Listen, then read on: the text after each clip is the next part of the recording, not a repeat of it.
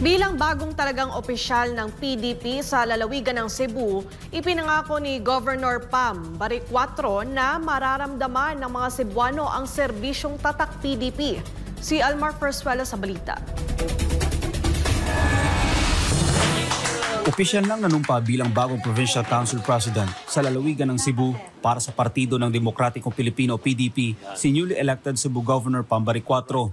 Ginawa ang oath-taking ng gobernadora araw ng Biyernes, July 11, 2025 sa headquarters ng PDP sa Santa Mesa, Manila. Pinangunahan naman ni dating DOE Secretary at PDP Vice Chairman Alfonso Cusi ang nasabing oath-taking. Sa panayam ng SMNI News, sinabi ni Governor Baricuatro na sa kanyang bagong posisyon sa PDP, sisiguraduhin niyang mararamdaman ng mga Cebuano ang serbisyong tatak PDP. As the newly appointed Provincial Council President of PDP Laban, it is my duty for us to get organized and make sure that the PDP Laban party is very much present in the province of Cebu.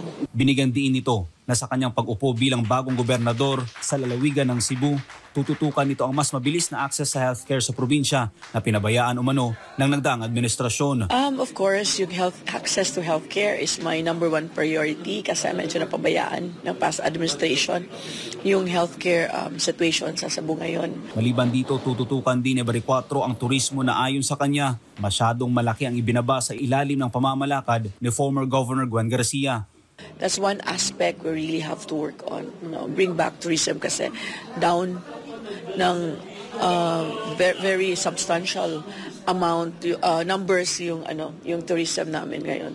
Giit din ng gobernadora na ang naging resulta ng nagdaang halalan ay patunay na nananatiling malakas ang PDP at ang mga Duterte sa probinsya ng Cebu. Election results would show that the PDP Laban is dominant in the province of Cebu because the Duterte candidates for senatorial candidates won in Cebu, and that includes me as well.